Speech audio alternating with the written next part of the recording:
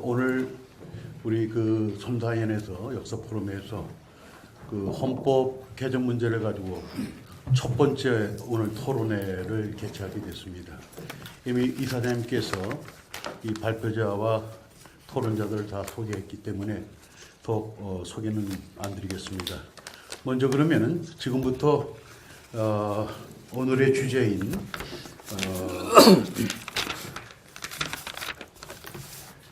10차 개헌 21세기 대한민국 공동체의 지향 가치와 운영 원리 전문 총괄 기본권을 중심으로 해서 정성원 발표자가 발표하시는데, 먼저 이제 발표하시기 전에 제가 오늘의 토론회 이 세미나를 진행하는 과정을 잠시 말씀을 드리겠습니다. 시간은 충분히 있기 때문에 우리 발표자께서는 일반적으로 다른 세미나에 가면 보통 한 20분 내지 30분 발표합니다.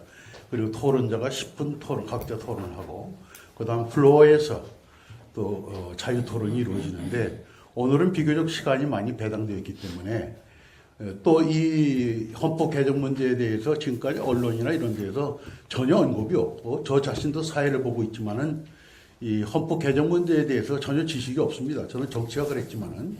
그래서 이 세미나를 위해서 그동안에 국회에서 이 헌법 개정 논의되는 과정이 국회 회의록 속에 거기에 숨겨져 있어요, 사실은. 네, 그래서 그 안에서 그동안에 전국을 돌면서 했던 국민 토론회가 있었는데 일반 국민들은 전혀 이걸 지금 모르고 있습니다. 그래서 저희들이 역사 포럼을 이 문제를 다룬 이유는 가장 중요한 헌법 문제를 국민들을 통해서 국민의 의견을 통합하는 그런 과정이 거쳐야 되는데, 지금까지 그런 과정이 거의 없는 것 같아서 상당히 중요한 그러한 문제인데도 불구하고 그렇지 못하기 때문에, 그래서 하여튼 저도 사회자로서 며칠 동안에 소위 토론 과정에 있었던 그런 이슈화된 문제들을 잠시 이렇게 봤고, 또 오늘 발표자가 주신 그 페이퍼를 통해서 잠시 공부를 했습니다. 네, 그래서 일단은 발표자가 충분한 시간을 갖고, 또 오늘 이 시간에는 이 발표자 정성원 선생님께서 이 헌법 개헌 특위의 자문위원으로 오랫동안 관계를 하셨기 때문에 그동안에 개헌 준비하는 과정에서 있었던 소위 스토리, 그런 것까지 포함해서 좀 구체적으로 이 페이퍼에 없는 내용까지도 아마 발표해 주실 거로 믿습니다. 그래서 시간은 한 40분에서 뭐 1시간 정도 하셔도 좋을 것 같습니다. 그 다음에 그래서 옆에 계신 우리 정성원 발표자님 소개해드리고, 또 제 왼쪽에 제일 끝에는 노재성님이 말씀을 드렸습니다만 노재성 토론자입니다.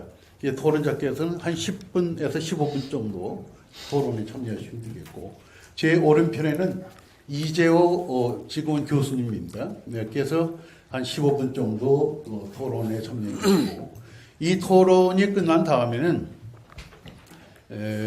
이 토론자가 중심으로 한 논평이나 질문을 중심으로 해서 이 발표자에 대해서 이게 논평과 질문이 있고, 그것이 끝난 다음에는 잠시 시간이 되면 한 10분 정도 휴식을 하고, 플로어에서 많은 분들이 참여하는 그런 가운데 한 3분에서 한 5분 정도, 또 그 이상도 관심이 많으시면 이 토론을 자유 토론에 저희 의견을 나눌 수 있는 기회를 마련해 드리겠습니다. 그러면은 지금부터 이 토론회를 시작하겠습니다. 네.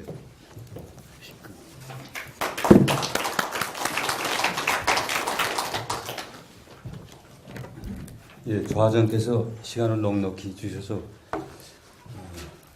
보고 드릴 건 보고 드리고, 그 다음에 제 주제를 들어가겠습니다.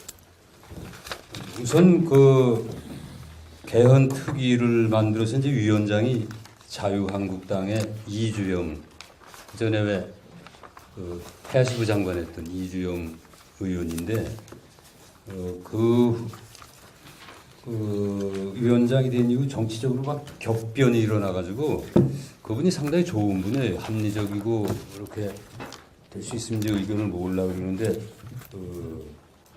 뭐 의석수도 엄청난 변동이 있고 앞으로도 또 변동이 있을 것 같은데, 그래서 상당히 좋은 분이 지도력 발휘하기가 좀 어려운 것 같아요, 보니까. 하여튼 노력은 많이 해요, 그분이.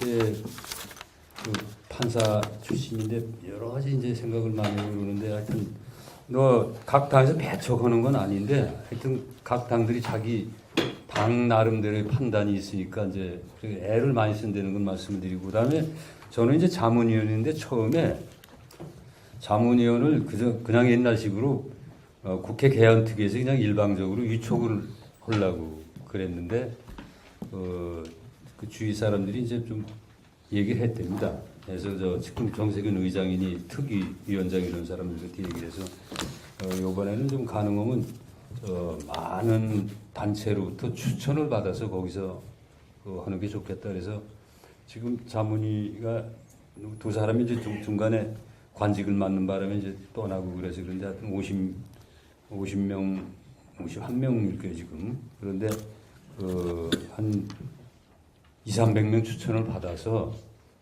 그래서 했기 때문에 그전처럼 그냥 바로 이렇게 내리매기는 식은 아니기 때문에 구성을 보면 골고루 됐어요. 보통 분류는 저는 그런 분류를 별로 존중을 하지 않는데 보수 진보 별로 뭐 있긴 있는 거지만 별 의미도 없고 얘기를 나누다 보면 한 8할 이상은 같은데 약간의 그 차이 가지고 이제 서로 이렇게 가르고 그러는데 뭐 이렇게 그 골고루 있고 특히 여성들이 많습니다. 제가 속해 있는 분과도 13명을 했었는데 여성이 6이 했었는데 그 중에 이제 2이 관직을 받아서 한 분은 이제 국민권익위원장으로 가시고 하여튼 뭐 그렇게 해서 여성들이 참으로 많습니다.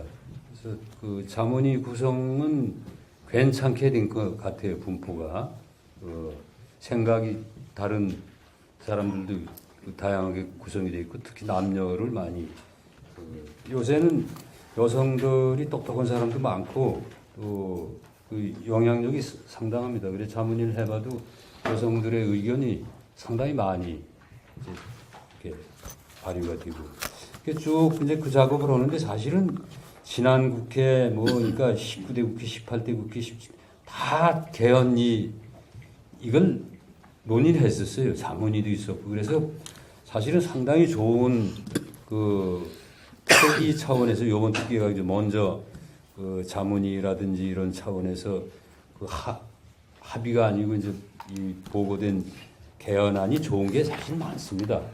많고 민간 단체들도 뭐 한 10년 작업한 단체도 있고 그래서 좋은 안들이 있는데 이게 이제 이번 개헌특위가 이제 그 시간표는 내년 2월까지 국회의 안을 만들어서 3월에 그 국회안으로 정식으로 발의를 해서 이제 3분의 2 찬성을 받아서 국민 투표를 이제 6월 달에 하면 되는 거니까 그렇게 한자 그런데 어제 제가 무슨 행사 저희들이 주관하는 무슨 행사가 있어가지고 그 국회의장이 와서 이제 환영사라고 이제 점심을 냈는데 좀 걱정을 해요. 국회의장이 이번 개헌에 대해서는 상당히 그 편파적이지 않고 개헌이 꼭 돼야 된다는 그 열망이 있습니다. 저번 거지는 좀 어려움이 있어도 잘 되지 않겠나 그랬더니 어제는 이게 뭐 잘 안 될 것 같습니다. 그리고 그래요. 뭐 특정한 당 얘기할 건 아닌데 하여튼 어떤 특정한 당에서 이거 뭐 천천히 하자 이제 그렇게 얘기를 하고 그렇다 그래서 어쨌든 최선을 다해서 노력을 하고 해보자 이제 그런 얘기를 많이 했고 그래서 일단 그 자문위들은 형식적이지 않고 자문위들은 자기 나름대로 한 분과당 평균 30회 이상은 그러니까 그야말로 대충 자문위원회 받고 그런 건 아니고 제가 봐도 아침 8시에 모여가지고 해서 점심 먹고 헤어지는 그런 그 분과회의는 상당히 부지런히 했기 때문에 자문들은 좀 성실히 했는데 저는 강원도에 있기 때문에 제가 제일 불성실한 사람이죠. 매일 아침 8시에 올 수가 없으니까. 하여튼 자문위들은 열심히 했고 자문위들이 그 특위한테 그 요청하는 게 있습니다. 사실은 그동안 자문위에서 논의된 거를 좀 자료를 만들어서 국민들한테 널리 이걸 좀 알렸으면 좋겠다. 그런데 그거를 잘 안 하고 있어요. 그 특위 차원에 아마 그 단일안이 아직 안 나오니까 뭐 미리 그걸 할 필요가 있겠냐라는 이제 그런 걱정은 있긴 있는데, 하여튼 자문위는 국민들이 많이 여길 이걸 제대로 알고 많이 참여했으면 좋겠다라는 이제 생각 때문에 그걸 몇 번 요청을 했고, 또 아까 저희가 그 이사장이 말씀하신 겁니다만 언론이 이게 별로 관심이 없습니다. 그래서 특히 지상파라든지 이 종편 이런 게 이걸 좀 다뤄줘야 이렇게 돌아가는구나, 뭐 쟁점이 뭐다 이렇게 되는데, 그게 거의 안 되고 지난번에 국민 대토론회라고 11번을 했는데 국회 방송은 다 했어요. 근데 국회 방송을 누가 그렇게 많이 보겠습니까? 국회 방송보다 이제 그 지역에 있을 땐 그 지역 방송. 예를 들어 경기 북부 할 때는 이제 OBS가 하고 그랬어요. 강원도 할 때는 거기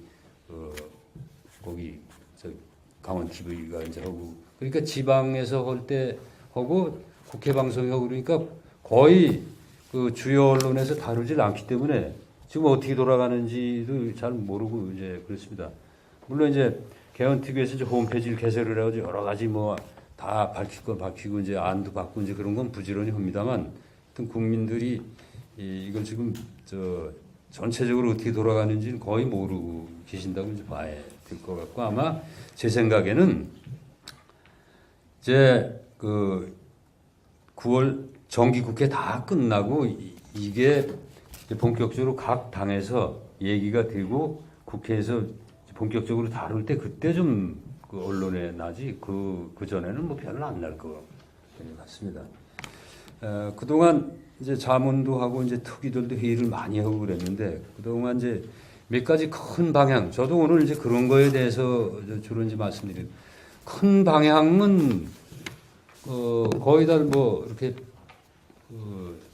구체적인 데서는 이제 이론이 있지만 큰 방향에 대해서는 또 이제 분류 이런 데서는 뭐 별 이론이 없습니다. 우선 기본권은 강화하는 방향으로 가야 된다.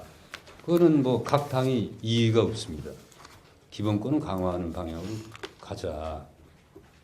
그 다음에 권력 구조는 여러 가지가 얘기가 되는데 그것도 방향은 얘기들이 되는 것 같아요.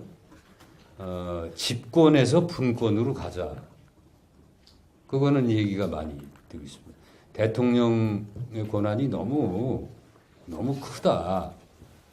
그리고 또 그 5년 단임제가 되다 보니까 초기 1, 2년은 뭐 그 제왕적 대통령제라는 말에 그 방부록에 이렇게 큰 권력을 행사하는데 3년째부터는 오히려 상당히 있는 권력도 제대로 못 쓰는, 그리고 대통령이 그런 큰 권력을 발동하면서도 거의 책임을 지지 않는 대통령 무책임제 비슷한 거니까 그거는 곤란하다. 그러니까 집권을 대통령 그것뿐만이 아니고 모든 권력이 너무 집중되면 문제가 생기니까, 뭐 검찰 문제는 다 마찬가지예요. 기업 이런 것도 너무 자본이 집중되면 안 되니까, 하여튼 집중과 집권에서는 분권과 분산 쪽으로 가는 것이 좋겠다. 그런 것도 그 방향에 대해서 누가 뭐 이의 제기하는 사람들은 거의 없습니다. 그리고 이제 그 외에 이제 경제 조항 그런 거는 그거는 어쨌든 우리 사회가 지금 너무 빈부격차가 커져가지고 우리 대한민국 공동체가 너무 분열이 됐으니까 될 수 있으면 그렇게 사회 통합이 잘 되는 쪽으로 경제 조항이 발동이 돼야 되는데, 그러나 그렇다고 시장 경제를 뭐 지나치게 이렇게 제약하는 그런 거는 그런 건 거의 다들 이제 얘기가 되는 것 같고, 그 외에 뭐 큰 게 몇 가지가 있는데 그거는 그렇게 큰 문제는 아닌 것 같아요, 얘기가. 제가 이제 그런 얘기는 이제 얘기가 되는데 모든 게 세상이 그렇잖아요. 큰 줄거리는 얘기가 되는데 그 다음에 이제 구체적으로 들어간 거기서는 뭐 보통 의견이 상당히 많은 이제 얘기가 서로 갈래가 다르죠. 그래서 그거는 이제 아마 특위 차원에서 지난 몇 차례에 걸쳐서 얘기된 것도 있고 지난 국회에서 다룬 것도 있고 해서 그 전보다는 아마 쉽게 될 텐데 저거가 제일 힘들 겁니다. 늘 그렇잖아요. 결국 이제 권력의 문제니까 권력 구조의 문제. 권력 구조의 문제 제가 뭐 말씀드릴 건 아닌데 어느 개인지 얘기가 되는데 세 가지인데 의회에 그 분명하게 책임을 권리와 권한과 책임을 묻는 의원 내각제를 해제하는 게 그러니까 식자층에서는 의원 내각제가 제일 선호가 되는데 전체 여론조사를 보면 국민들은 대부분은 대통령 4년제 정 부통령 4년제를 중임제 그게 제일 많이 나오고 하여튼 대통령 중심제하고 의원 내각제고 그다음에 그 분할 정부를 해서 그 옛날에는 뭐 이원집 정부라는 이런 말을 했는데 그 대통령 그 총리는 국회에서 뽑고 그래서 그건 의원 내각제 형태로 해서 책임을 지게 하고 대통령은 국민이 직접 뽑아가지고 외교안보 통일 쪽으로 국가 원수 역할만 하게 하자는지 그렇게 세 유형인데 아마도 모르겠습니다. 뭐 속단할 수는 없는데 국민들이 원하는 쪽으로 그렇게 결론이 내려지지 않나 그렇게 생각을 해요. 대충 그렇고 그래 이제 11번에 걸쳐서 국민 대토론회를 해서 부산을 처음으로 시작해서 이제 광주, 대구 뭐 이런 순으로 쭉 해서 마쳤는데 그때 이렇게 나타난 현상을 좀 말씀을 드려야 될 것 같습니다. 이 개헌이 이제 전 국민적 관심사가 아니다 보니까 개헌에 관심 있는 사람들만 옵니다.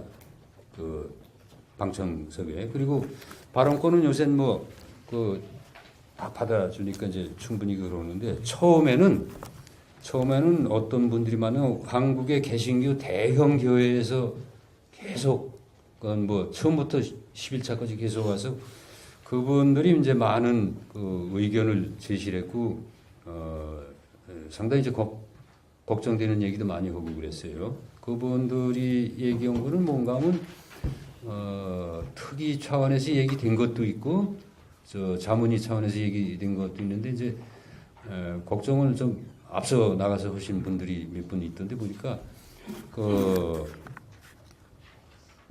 양성평등 평등권에서 이제 양성평등 남녀평등 얘기 그걸 성평등으로 확대해 가지고 그래서 동성애와 동성혼을 합법화하는 개헌을 하면 안 되지 않냐라는 그 문제제기가 처음부터 끝까지 이제 계속 있었고 두 번째 특히 이제 기본권 쪽에서 모든 국민은 무슨 뭐 거주 이전의 자유를 갖는다 이런 이제 그런 표현에 있어서 모든 국민을 모든 사람으로 국민으로 표현할 건 반드시 국민으로 표현을 합니다만 대부분 모든 사람으로 이제 표현을 왜 국민을 사람으로 바꿔가지고 국가의 기본 국가 기본 토대를 흔들려고 그러냐 이제 그런 두 가지 걱정이 있었어요. 그분들이 이제 그런 문제 제기를 했으니 나중에는 이게 너무 확대돼 가지고 예를 들어 이제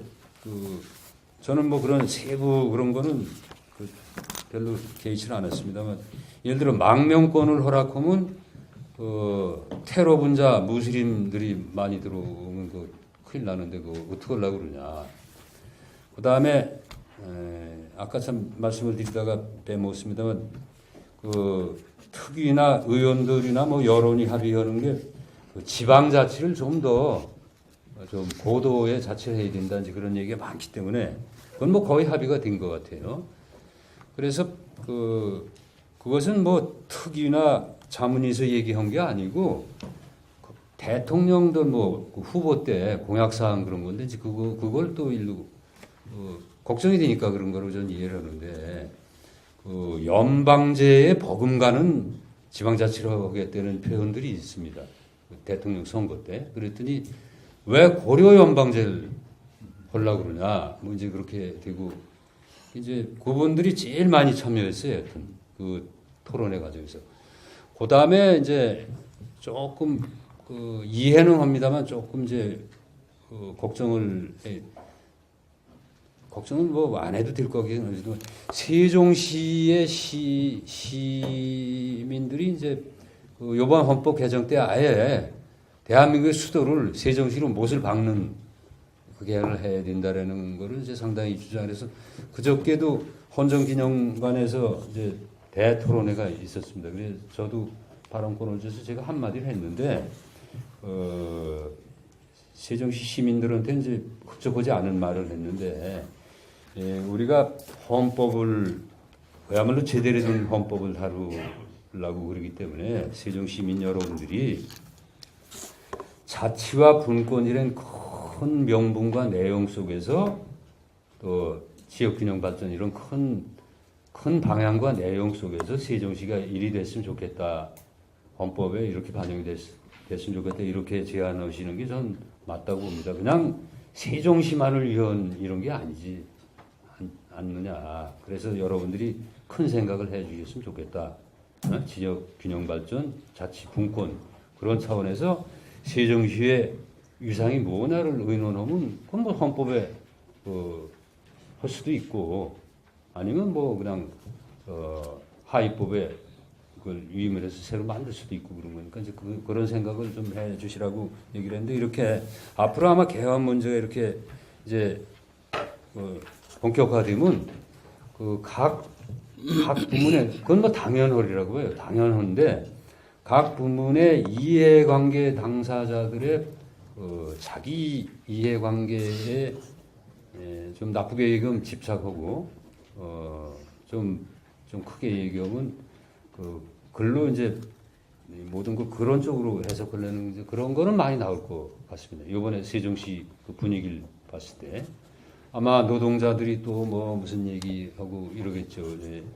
전에 분과에서도 있었고 그래 조유갑 그 대표도 저번에 한번 얘기를 나눴는데 그게 무슨 결정된 게 아니고 이제 논의들을 하는 거니까 예를 들어 재헌헌법에는 노동자의 이익 균정권 같은 게 있지 않습니까? 그러니까 이제 어떤 분이 이익 균정권과 아울러 노동자의 경영 참여를 이번 헌법에 넣는 게 좋겠다. 그건 뭐 논의는 뭐 다 할 수 있는 거죠. 그 자체가 뭐 옳고 그르고가 아니니까.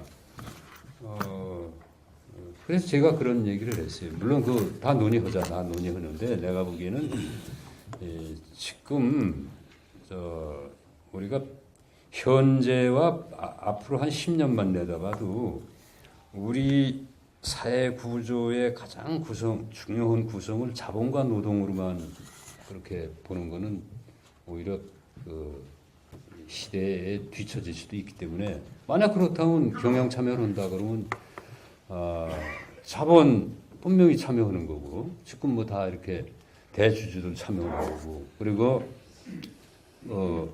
노동도 이제 독일처럼 참여하고 제가 보기엔 소비자가 경영에 참여해야 됩니다. 소비자가 엄청나게 중요한데 소비자가 참여하고 지역사회도 참여하고 그렇게 해서 이제 우리가 앞으로 개헌을 뭐 이렇게 연성헌법으로 만들어서 헌법을 이렇게 사회 변화에 앞질러 가거나 또는 빨리 적응할 수 있는 이제 그런 헌법을 만들기 위해서 헌법을 너무 바꾸기 힘들게 하지 말고 연성헌법을 하는 게 좋은데 그래도 기본 틀은 우리가 앞으로 한 30년 정도 쓸 수 있는 좋은 헌법을 만들어야 되니까 우리가 좀 미래지향적으로 합시다 이제 그런 얘기도 하고 그랬어요. 그래서 앞으로 여기 모임도 마찬가지라고 하는데 건전한 의견 전체와 부분이 이렇게 통합된 건전한 그 목소리들이 나와야 좋은 헌법이 되지 그 몇몇 군데에서 뭐 자기 중심으로 계속 물고 늘어지고 그러면 이 특위도 국회의원이 사람이 하는 거니까 귀찮고 그러면 그냥 이렇게 대충 타협할 수도 있고 그래서 이런 모임은 상당히 중요하다고 생각합니다. 그동안의 경과와 이제 그 약간의 뭐라 그럴까요?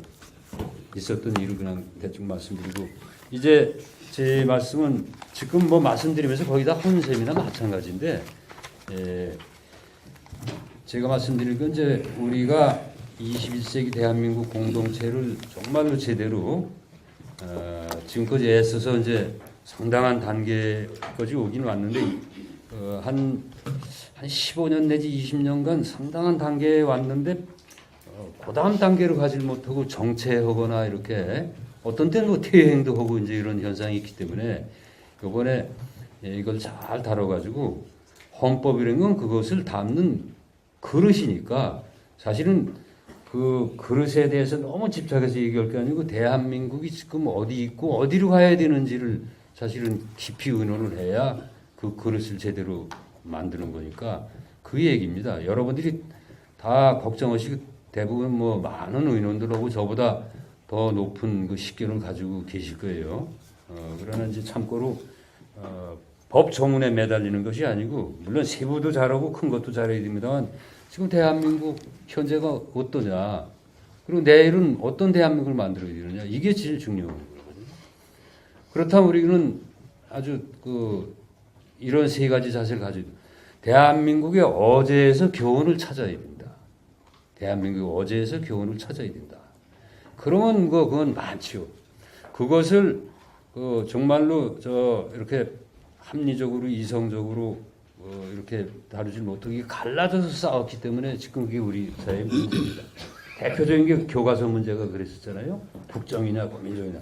그게 아니고 세상에 옳은 것은 하나가 아니고 여러 개 있을 수도 있고 없을 수도 있고 그러니까 100점짜리를 우리가 원합니다만 계속 논의를 해서 110점짜리를 만들라는 그런 자세를 가지고 논의를 해야지 허다 뭐 쪽밖에 하는 식으로 50점짜리도 안 되는 거 이런 거는 하면 안 된다. 그게 지난 역사에서 우리가 또 지난 정치사에서 지난 헌법에서 이거 우리가 교훈을 찾아내야 된다. 교훈을 찾자. 지난 세월에서. 그리고 오늘은 직시해야 된다. 그래서 아까 제가 그 말씀을 드린 겁니다. 보수 진보의 눈으로 보지 말자.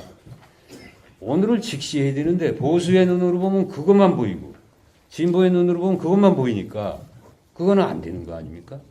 그러니까 우리의 오늘의 현실을 직시한다는 게 참으로 어렵습니다만 직시를 했을 때 내일을 올바로 설계하는 건데 자기의 눈으로만 이제 왼쪽 눈으로만 보고 오른쪽 눈으로만 보고 이렇게 하면 이제 안 되는 건데 우리 사회가 이런 그 분열적 시각이 상당히 지금 거의 뭐 극복이 잘 안 되고 치유도 잘 안 된 것 같아요. 그래서 오늘을 직시하는데 이제 똑바로 보자라는 말씀이고 그렇다면 내일 설계는 우리가 제대로 할 수 있겠죠. 그렇게만 하면 그런 이제 말씀이 제 말씀의 요지는 뭐 그겁니다. 딴 건 아니고 그래서 제가 주장하는 것도 저의 주장에 불과한 것이 제가 말하는 게 맞는 건 아닙니다.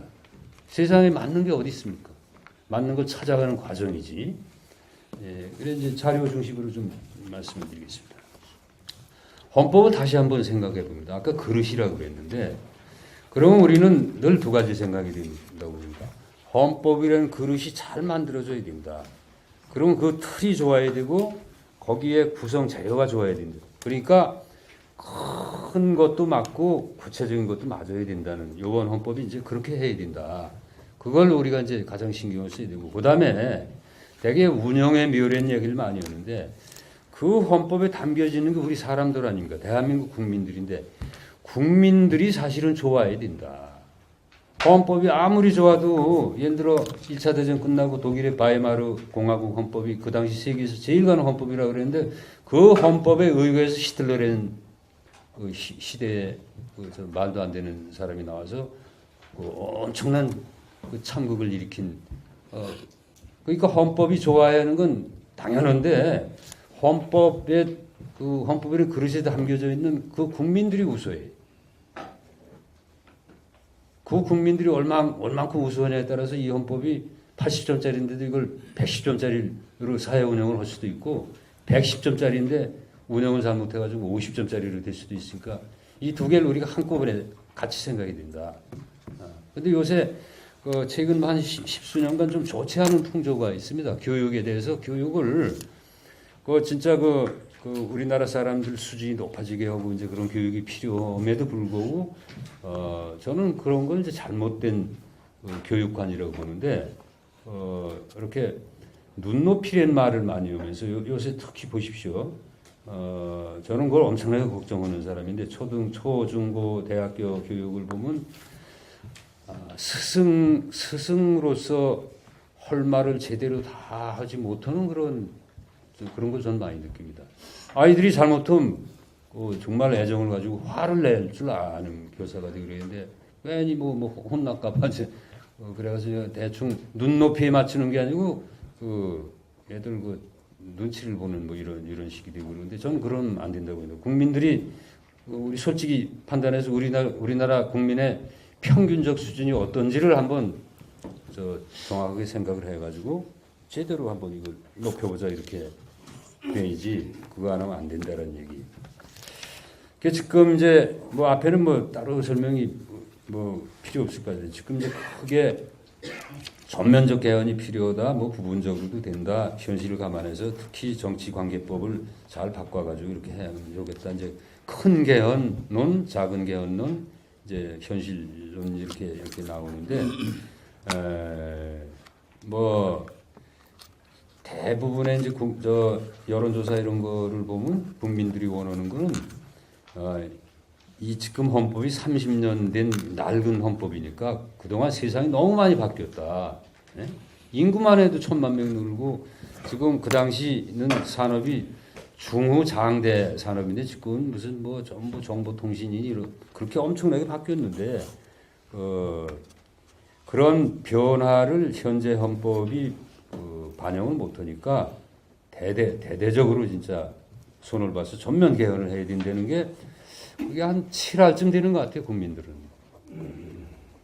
다른 사람들은 아니 뭐 그렇지 않다고 권력 구조고 지방자치 그것만 잘 봐가지고 그것만 고쳐도 대단하게 하는 거다. 이제 그것도 꽤 있고 또 이 시민운동 쪽에서 많이 되는 거와 그 소수당에서 많이 얘기되는 게 뭔가 하면 선거법과 정당법을 개혁하지 않고 이거 해봤자 이거 별로 헌법 운영이 잘 안 될 거다. 선거법은 아주 핵심적인 건 아주 단순합니다. 현재의 선거법이 투표 결과가 의석 이렇게 분포에 전혀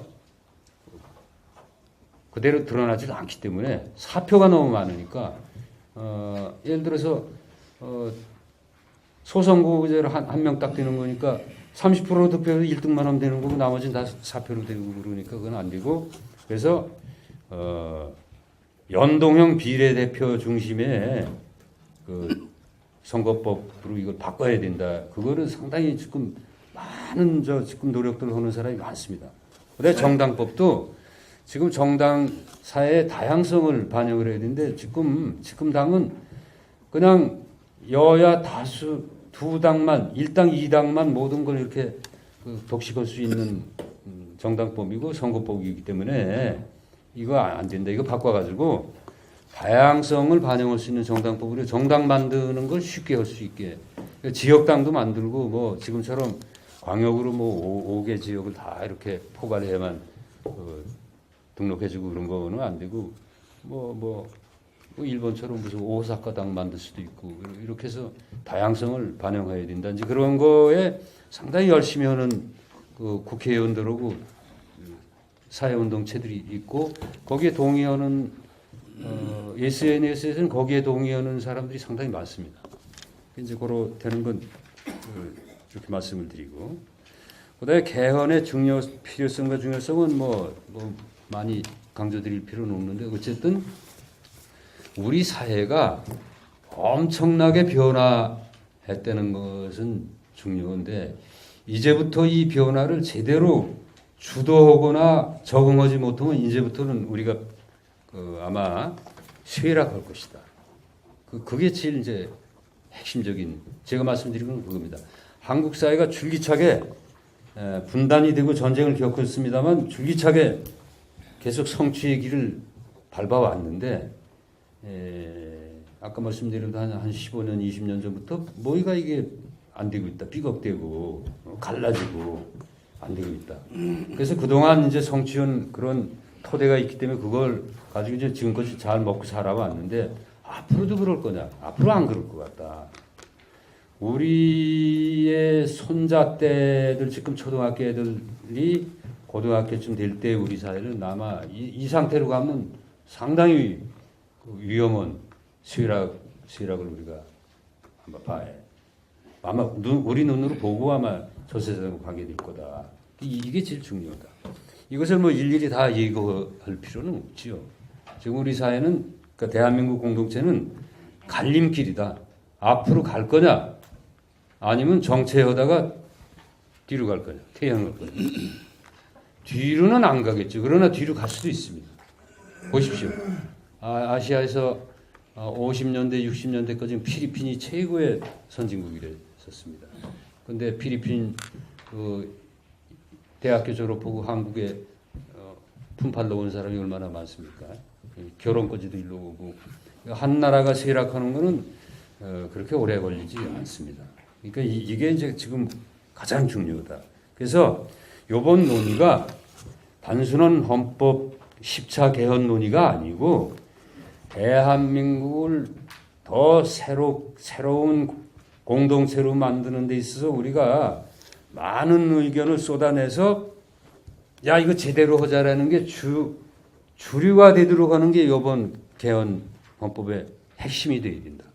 몇 가지 무슨 권력 조항 가지고 뭐 치고받고 이런 게 아니고 그걸 국민들이 주도해 줘야 된다. 그렇지 않으면 국회만 맡겨놓으면 그야말로 당리당략으로 원래 그런 거 아니에요. 당이라는 게 자기 이익이 앞서는 거니까 그렇게 되니까 국민들이 이걸 우리 대한민국을 더 새롭게 하는 이 계기로서의 헌법 개정. 그래서 기본 철학과 방향 논의가 중요하고 우리 현실이 어쩌냐 이걸 논의하는 게 훨씬 중요하지. 그건 그 논의만 되면 담으면 되는 거니까 헌법이라는 그릇에. 그러니까 그 논의가 중요하다. 그러니까 큰 담론이 지금 중요하고 그다음에 그걸 구체화해서 정치는 어떻게 되고 경제는 어떻게 이렇게 돼야지 맞바로 조문 조항에 들어가가지고 서로 치고받고 이런 거는 우리의 현실을 지금 너무 쉽게 보는 그건 큰일 난다. 괜히 좋은 거 하려다가 이 쪽박을 깨면 안 되니까 그거를 여러분들이 지금 여론 주도 층이시니까 그런 거를 많이 생각을 해 주셨으면 해요. 그래서 우리가 이제 특히 신경 써야 될 게 첫째 장에 있는 겁니다만 지금 위기가 중첩이 되어 있는데 북한 핵과 탄도미사일을 중심으로 해서 남북 대결 구조가 지금 질적으로 변화가 됐다 이미. 이거는 중요한 변수다. 이거는 상당히 중요한 변수고 또 한반도를 둘러싼 동북아의 세력이 재편기에 들어갔기 때문에 미국과 중국 해양 세력과 대륙 세력의 세력 갈등이나 이런 게 상당히 이제 심하게 아직 중국이 미국과 전체 전 지구적으로 보면 아직도 1.5대 1입니다만 동북아시아에서는 1대 1이기 때문에 그건 우리한테는 매우 중요한 위기다. 상당한 위기이기 때문에 이걸 이제 똑바로 봐야 되고 다행히 이번에 그 국회에서 트럼프가 연설을 제가 보니까 어지간하게 좀 한 것 같더구만. 혹시 실어 넣을까 걱정들을 했는데 잘 한 것 같고. 근데 사회 위기는 뭐 여러분들이 누누이 걱정. 뭐 세대 간에도 얘기가 안 되고 뭐 계급 계층 간에 너무 이게 벌어지고 뭐 이러니까 이건 큰 일인데 저는 그런 것도 다 동의합니다. 제일 제가 걱정하는 그 우리 사회 위기는 뭔가 사회 구성의 기본 단위인 가족이 지금 해체되고 있는 걸 저는 그건 제일 위험하게 봅니다. 한 사회의 그 가장 기본 구성 단위인 가족이 그러니까 1인 가족이 맞고 결혼을 안 하고 이런 게 무슨 단순히 돈 없어서 그런 게 아니고 이게 전체 문명이 지금 그쪽으로 너무 우리가 빠르게 그쪽으로 가고 있는데 가족 공동체가 결정적으로 변화가 되면 그럼 그 사회 자체가 바뀌는 건데 이거를 우리가 잘 봐야 되겠다. 그렇다고 무슨 뭐 옛날처럼 대가족 하자 그런 게 아니고 사회 구성의 가장 기본 단위인 가족을 잘 봐야 된다. 우리 가족은 어떠며 전체를 잘 봐야 되겠죠. 여기서 아마 세대 간 갈등 그런 것도 여기서 아마 거의 다 배태된 거라고 봐요. 이거.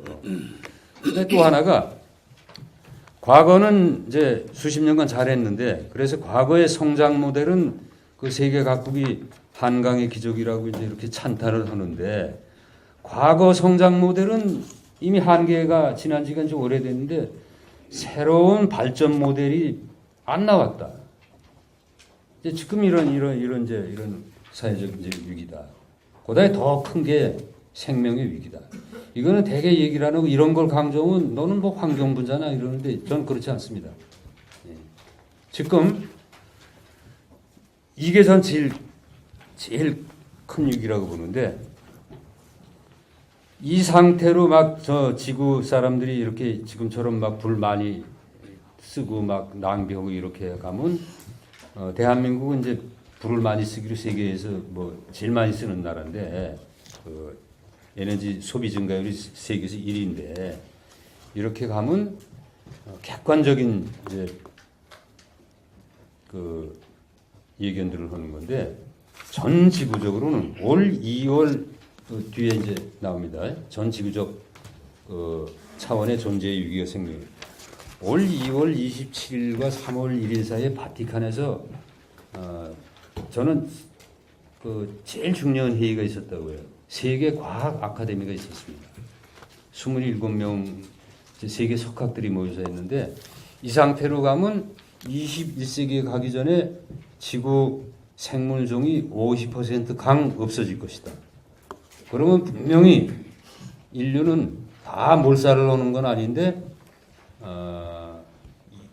그 회의에서 결론이 나온 건 아닌데 과학자들이 보기에 그렇게 되면 인류는 잘하면 2%가 생존할 것이다 이렇게.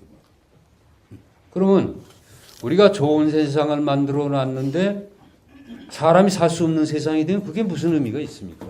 그러니까 이게 제일 기본입니다. 생명의 위기가 가장 근본적인 위기다.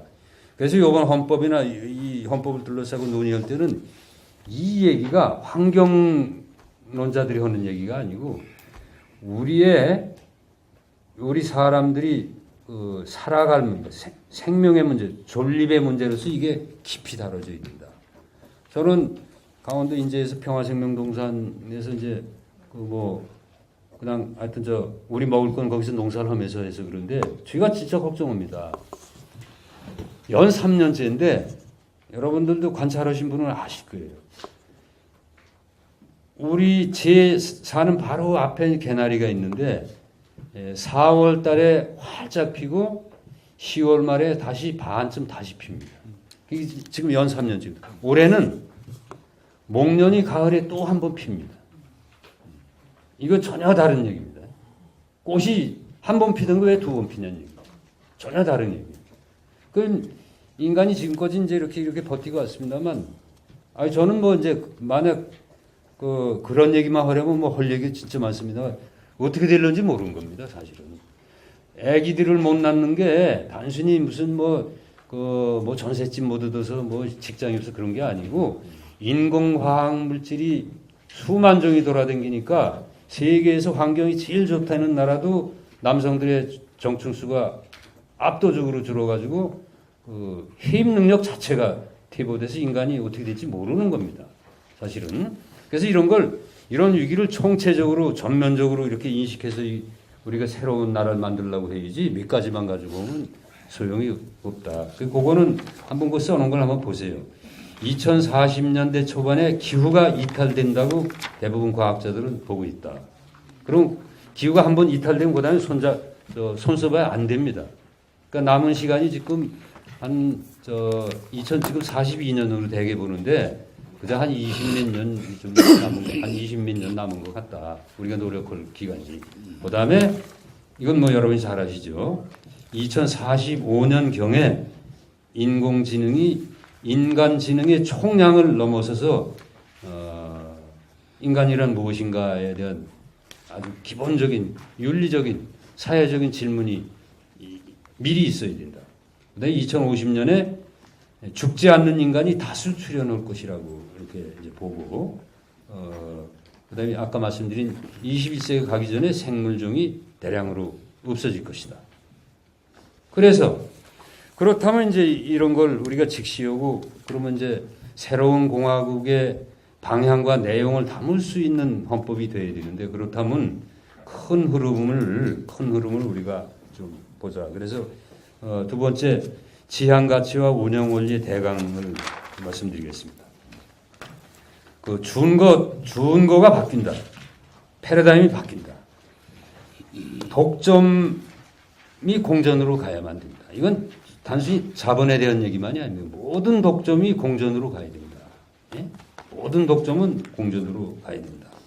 현재 이런 지적 소유권 같은 지식 독점 이런 것도 아마 앞으로 이런 것도 공유로 갈 것이다. 예? 권력도 이렇게 이제 공전으로 분권으로 가야 되겠죠. 이제 그런 식으로 자본도 마찬가지고 공유 자본에 대한 논의가 상당히 많아질 겁니다. 이제 그걸 미리 예측해서 그렇게 해보자는 거고. 그다음에 독점이 많다 보니까 차단이 돼서 이렇게 자꾸 끊어지는데 그래서 우리가 왜 사회 그 신분 상승의 사다리가 무너졌다고 얘기를 다 하는데 그것만이 아니고 이렇게 전부 다 이렇게 차단이 돼 있는데 이걸 어떻게 순환의 사회 구조로 바꿀 거냐. 예? 도시와 농촌도 사실은 차단이 돼 있고 그 부자와 뭐 가난한 사람도 차단이 돼 있고 뭐 이제 이런 식인데 이걸 어떻게 순환의 사회와 생태계로 가져갈 것이냐. 그다음에 이제 큰 거 이제 거대는 안 되는 거다. 대량 생산, 대량 소비, 대량 폐기 이 체제는 인류가 이제 결국 멸망의 길로 가는 거니까 어떻게든지 적정으로 가야 되겠다. 적당한 거, 적정으로 가야 된다. 그래서 적정이란 중간 정류장을 통해서 이제 작은 데로 가야 된다. 나중에 이제 보이지 않는 거로 가야 되겠죠. 그래서 앞으로 산업도 나노라든지 미생물 산업 이제 그런 쪽으로 이건 뭐 산업으로 보면 이제 그렇게 가야 된다는 얘기예요. 그렇게 돼야 된다. 그러다 보니까 과거에 우리가 이제 국가가 열심히 해가지고 국민 총동원 체제로 해서 이제 경제를 이만큼 만들어놨는데 이제는 국가를 중시하는 것보다는 사회를 중시해야 된다. 사회를. 그 국가를 무시하자는 얘기가 아니에요. 이거는 국가에서 사회 중심으로 가야 된다.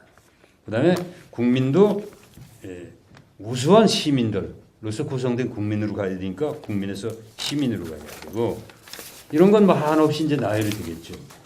중앙에서 지방으로 서울 중심으로 이거 이제 끝났다. 그러니까 지방이 잘 되도록 이렇게 뭐 똑같은 말로 집권이 분산으로 가야 되고 에너지도 마찬가지예요. 지금은 에너지 집중형 사회 아니에요. 이것이 어떻게 예를 들어서 원전 반대 이거 이전에 원전을 만들어서 엄청난 송전 시설을 해가지고 여기까지 끌어올려 그 사이에 누전되는 게 얼마나 많고 물도 마찬가지예요.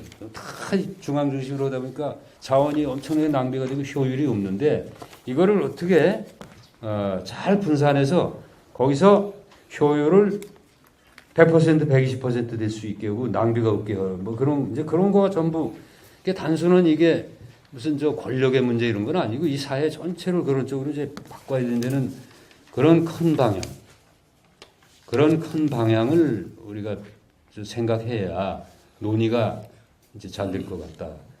그렇다면 이제 지향 가치로 여기서 무슨 전문을 제가 뭐 이것저것 써놨는데 이거는 중요치 않습니다. 그냥 여기 그 객관적으로 논의된 걸 여기다 말씀드린 거니까 지향 가치 전문은 저는 이렇게 생각합니다. 우리나라 헌법 전문 읽어보셨을 텐데 우선 숨이 차요. 그 헌법을 전문 읽고 첫 유구한 역사 이렇게 해가지고 쭉 끝날 때까지 한 문장이에요. 그것이 숨차다. 예? 저는 사실은 헌법 전문이 어떻게 돼야 된다고 하면 이게 참 어려운 말씀을 제가 하는데 쉽고 아름답고 깊이 있는 문장으로 한 4단락 정도로 딱 해가지고 이걸 초등학생이나 또는 우리 어른들이 이걸 아주 자랑스러운 문장으로 해서 외국인 만났을 때 야 우리 이거 헌법이 이렇다 이렇게 자랑할 수 있는 전문을 만들어야 된다고 봐요. 그러니까 사랑을 해야 됩니다. 이게 뭔 소리인지 모르겠어요. 너무 길고 요새 거는 이제 제가 못 봤는데 북한이 안 되겠다고 제가 생각한 게 뭔가 북한 헌법을 보면 걔는 전문이라고 서문이라고 그러는데 그 김일성이란 고유 명사가 17번 나왔었어요. 지금 얘네들 가연하기 전에 헌법은 요새 건 지금 못 봤는데 그거는 어느 사회나 한 사람 이름이 헌법 전문에 뭐 한두 번 나오는 건 뭐 이해를 할 수 있는 그 5번 이상 나오는 건 그 사회가 그 엄청나게 뭐 문제가 많다는 뜻인데 그래서 그 우리하고 비교할 필요는 없는데 참 얘기가 되니까 요 말씀 꼭 해야 되겠습니다. 남북한 이제 문제에 있어서 이제 정체성 얘기 때문에 자꾸 어제도 광화문 보니까 이제 뭐 트럼프 뭐 저쪽 내용은 제가 들었어요. 원래 노 뉴클리어, 그러니까 핵을 반대하고 전쟁을 노와 이렇게 하자는 의견들이 있었는데 그걸 또 반대하는 친구들이 노 트럼프로 해가지고 뭐 좀 시끄럽고 이제 그랬었는데 남북의 그 정통성 경쟁은 끝난 지가 이미 오래됐는데 거기에 매달려 있는 아주 극소수가 근데 그것을 우리 사회가 그걸 잘 이렇게 좀 정리를 해야 돼. 남북의 정체성 경쟁은 이미 끝난 지가 오래됩니다. 자기 한 국가가 자기 구성원을 먹여 살리지 못하면 그 정체성은 논의할 수가 없는 거예요. 그러니까 그거를 거기에 매달려 있는 그 극소수 때문에 전체가 이렇게 휘둘릴 필요가 전혀 없습니다. 전 그렇게 생각합니다. 이미 다 끝난 얘기니까. 단지 아까 얘기한 위기구조의 질적 변화, 북핵과 탄도미사일을 중심으로 그거를 똑바로 두면 되지 정체성이나 정통성 문제 얘기할 차원이 이미 그런 시기가 다 지나가 버렸다는 거 다시 한번 말씀드리고. 자, 그래서 헌법 전문을 우리 대한민국 공동체가 추구하는 그 가치를 몇 개를 분명한 걸 다 해놓고 거기서 이제 논쟁이 많이 될 수 있어요. 뭐 자유민주 여러 가지 민주개혁 얘기가 나오고 이제 그런데 그거를 잘 논의를 하다 보면 아마 큰 방향이 잡힐 거다. 그런데 저는 거기에 적어 넣어야 된다고 봐요. 여기 나 이런 거가 아니고 뭔가 하면 아까 강조 말씀드린 지금 이 지구 생명과 한반도 생명 자체가 위기니까 어떻게 될지 모르니까 생명을 존중하고 이 생태계를 잘 보호하고 지속 가능한 대한민국을 만들어야 된다는 건 저는 전문적으로 이동을 해야 된다고 그렇게 보고 그다음에 이제 총강에서는 여러 가지 얘기가 있는데 여기 이제 그냥 몇 가지만 써놨습니다. 1조가 지금 1항 2항으로 돼 있잖아요. 근데 3항을 넣는 게 어떠냐는 얘기예요. 대한민국은 뭐 분권형 국가를 지향한다 정도. 프랑스는 이제 분권 국가다 이렇게 했는데 분권을 잘 하겠다는 거 그 의지를 거기다 밝혀놓고 3조에 우리 주변 남북 관계라든지 주변의 상황, 특히 중국이라든지 여러 가지 변화가 있기 때문에 저는 이번에 19차 중국 당대 시진핑 주석의 그 연설문 한글로 번역한 거를 상당히 좀 정독을 하고 있는데 대단히 그 우스운 내용도 있지만 우리가 걱정하고 미리 대비해야 될 것도 상당히 있습니다. 대단히 우스운 거 하나 밝힐 건 뭔가 하면 9째 항에 자연과 인간은 생명 공동체라 이렇게 얘기하고 생태 문명 국가를 만들어 뷰티 국가를 만들겠다는지 그거는 우리가 상당히 좀 눈여겨보고 이제 배워야 할 대목이고 나머지는 뭐 2025년까지 어떻게 하고 35년까지 군사적으로 어떻게 하고 50년까지 모든 면에서 제1강국을 만든다니까 하여튼 그런 건 우리가 걱정해야 되는데 어쨌든 그런 저런 거로 다 봐가지고 지금 3조가 대한민국 또는 한반도 그 부속도서로 한다 이렇게 되는데 그걸 포함하는 영토, 영해, 영공 특히 저는 바다를 중시하는 사람입니다. 우리 한반도가 육지 면적이 22만 평방킬로예요. 근데 바다 면적이 233만 평방킬로입니다. 그럼 이거 다 합치면 250만 평방킬로, 2억 5천만 정보가 넘는 어마어마한 나라예요. 이게 바다. 지금 몽골이 크다 그러죠. 그 육지만 해서 200만 그 평방킬로가 안 돼요. 우리는 바다를 우리의 영토 개념으로 봤을 때 대한민국이 웅비할 수 있습니다. 그리고 다른 나라에 지금 이 서해 이런 것처럼 뭐 또는 동해처럼 다른 나라 중국 배들이 와서 다 이렇게 휘젓고 이런 거를 그래서 저는 그런 게 걱정이 되고 좀 미래 준비를 위해서 영토, 영해, 영공거지를 아예 거기다 집어넣는 게 좋겠다. 이제 이런 생각을 하고. 그다음에 이제 국가 운영 원리의 체계를 현재 헌법 그 총강과 조금 달리해서 아예 이거를 여기 총강에다 집어넣는 게 어떠냐라는 생각. 이건 제 생각입니다. 우리 분과에서 논의했던 거, 요거는 그냥 제안 설명으로 말씀드린 건데, 우리 국가, 대한민국이 민주주의, 공화주의, 국민주권주의, 그리고 자치주의, 분권주의, 이거를 지향한다는 걸 좀 이렇게 총강에서 밝히는 게 좋지 않냐, 그 생각이고. 경제는 대개 이제 시장으로 표현을 하는데, 시장 경제인데 계속 잘 될 수 있는 지속 가능한 시장 경제를 해야 되고, 그러려면 지금처럼 빈부격차가 커지는 건 좀 곤란하다. 재벌을 해체하자는 게 아니고, 대기업은 좋은데 독점 자본이 횡포를 부려서 지속 가능하지 않게 되는 거, 그리고 싸우는 경제가 되면 안 된다는 얘기. 정의롭고 지속 가능한 시장 경제를 우리 국가 운영 원리로 하는 게 좋지 않냐라는 얘기고.